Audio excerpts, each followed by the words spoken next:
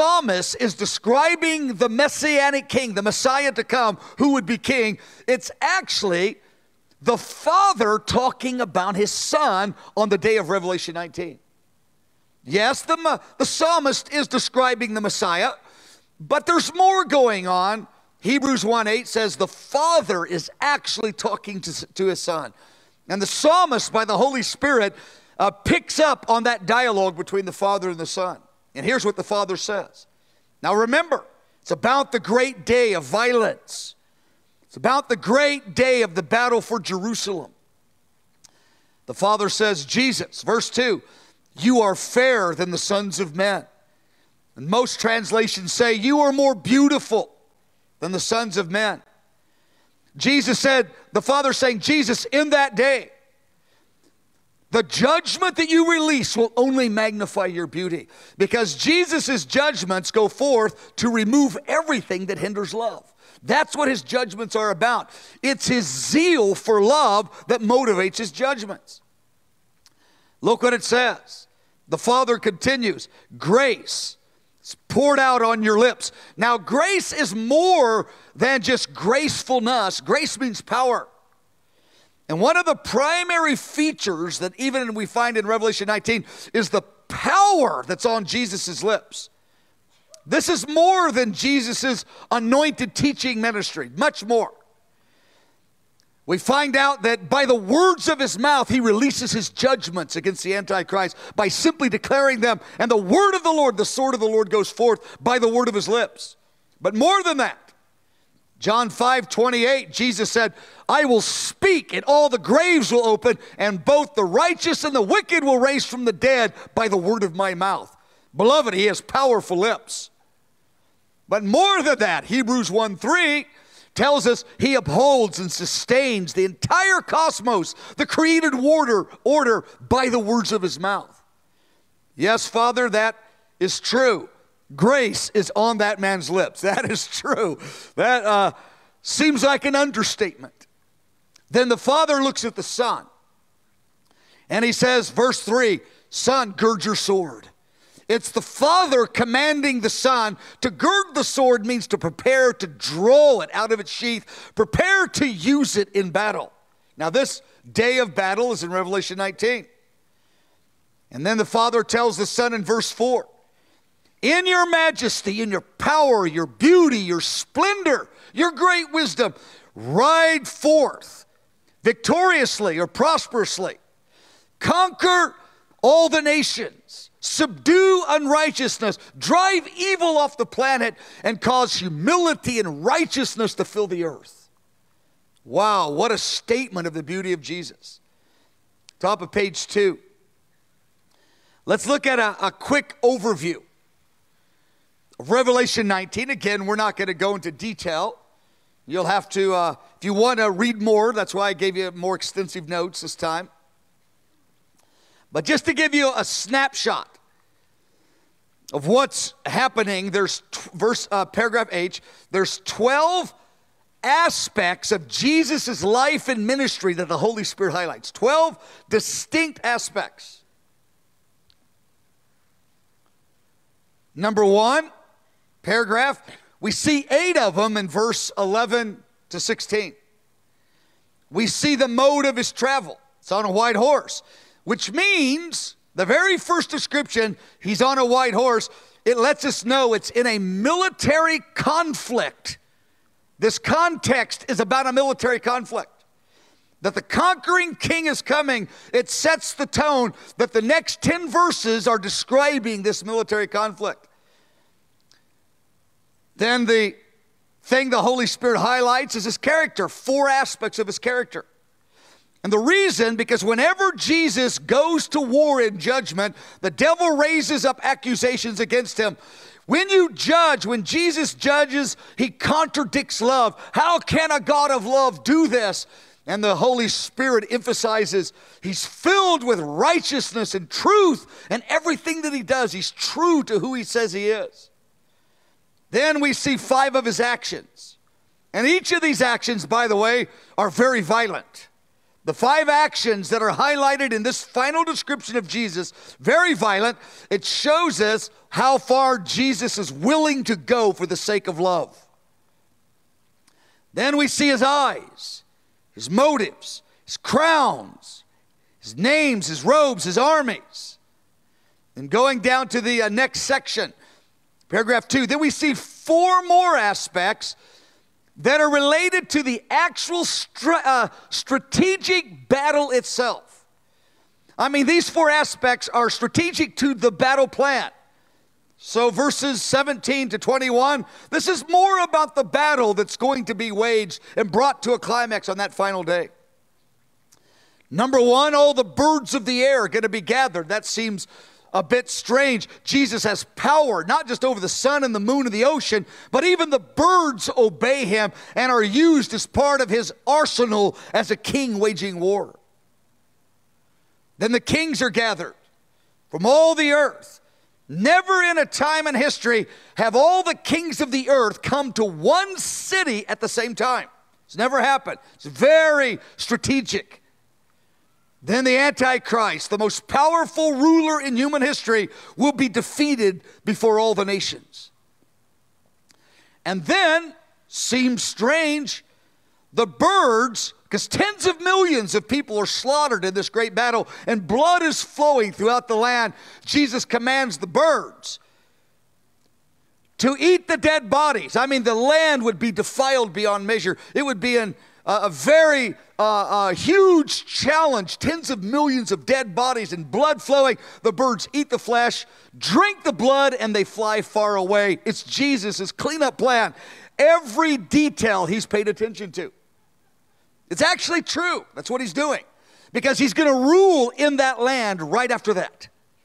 And what do you do with tens of millions of dead bodies? That would be quite a difficult way to manage things. So Jesus has command over all. He commands the birds, eat, drink, fly far away. Roman number 2. Well, let's look at a little bit as to what's happening. But first, the scene around Jerusalem. The armies have gathered, the armies of the earth, around the city of Jerusalem. Now again, the armies initially land up north in the Armageddon area.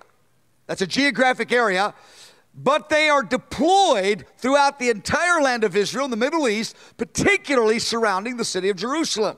That's where their deployment is. Now, the prophets in the Old Testament make it clear.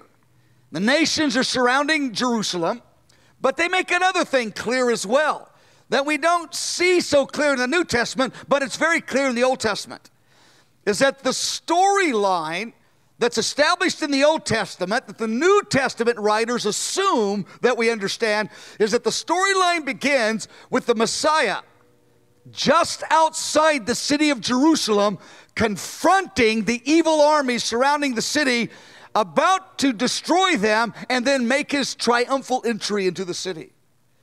So Jesus, he comes in the clouds, the church is raptured, every eye sees him. He lands on the earth. Where he lands, we don't know. But we know this from the Old Testament prophets, because this is where the storyline begins. He lands somewhere in the Middle East, and the storyline picks up where he's just outside of Jerusalem. It's mentioned several times in the Old Testament, marching in as a conquering king, liberating the city that's surrounded by these evil armies. Then he marches in, the city accepts him, he splits the Mount of Olives for a strategic reason, then he sets up his throne, and then it goes on and on. It's a great storyline. Isaiah 63, Isaiah the prophet gives us one of the strategic descriptions of the Messiah just outside the city. The city is surrounded by armies, and it describes what this conquering king, the Messiah, will do. Very powerful passage.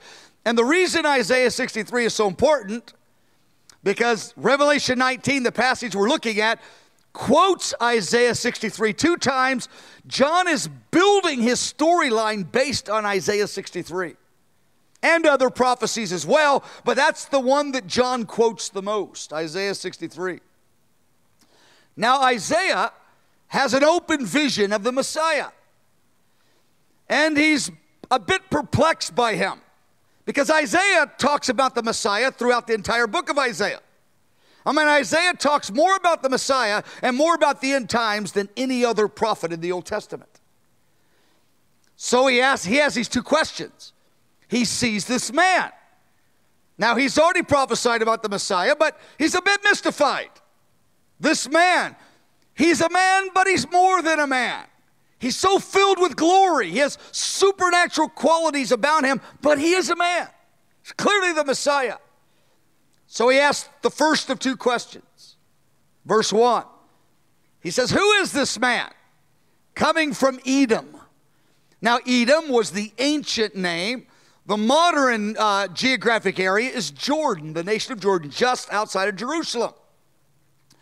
And when you read Isaiah 62, because Isaiah 62 and Isaiah 63 go together, it's all about the city of Jerusalem. And there's a man marching up just outside of the city of Jerusalem in Edom, which is modern-day Jordan.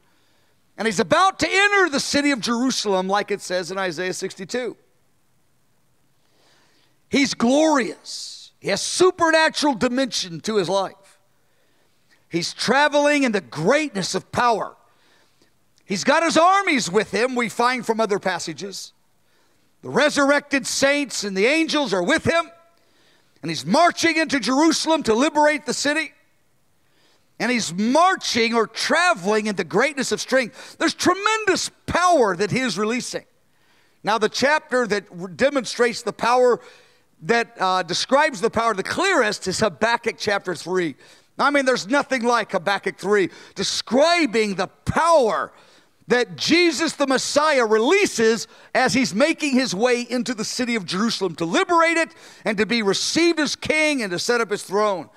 It says in Habakkuk 3, Jesus raises his hand and lightning comes out of his hand and pestilence and destruction. He shakes nations, marching up to the city of Jerusalem just outside the city. Again, is where the prophets begin the storyline. Well, number two question is in verse 2. Isaiah says, well, you have great strength. There's a supernatural quality about you. You're entering the city of Jerusalem from just outside in the area of Edom. But here's my more perplexing question. Why is your apparel, your garments, red? Why are your garments like somebody treading in a winepress? Because we find out earlier that his garments are glorious in verse 1.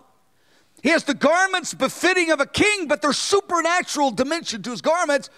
And it seems out of place that he would have red splattered on these glorious garments. I mean, like, Jesus, what? I don't get, Messiah, why there's this kind of red indiscriminately splattered on you. You're like somebody treading in a winepress. Now, most of you know the context of a wine press was a very familiar context in ancient Israel. A large wine press would be about the size of this stage, be about 3 feet deep, be a big container, a vat, and they would bring the grape harvest, and they would fill this container up with grapes, 2 or 3 feet deep. And then 10 or 20 people, I mean, depending on the size of the vat or the wine press, they would get inside of this container, about the size of the stage, and they would stomp the grapes. And then the grapes would be smashed, the juice would flow, they would drain the juice off and make wine out of it. But the thing that always happened in Israel, very common sight, is that the people that tread the grapes, smash the grapes, grape juice got all over their garments. Now Isaiah says, your garments are glorious, you're filled with power, why do you have grape juice all over you? It's out of place. What's going on? He's completely perplexed. Then Jesus answers in verse 3. And this is a passage that John quotes in Revelation 19. Jesus answers, the Messiah answers, yes, you're right. I have trodden the winepress. I've trampled the nations in my fury. The nations are like grapes, the armies of the Antichrist is the context. They've all been gathered around the city of Jerusalem. And Jesus said, I've trampled them as effortlessly as a man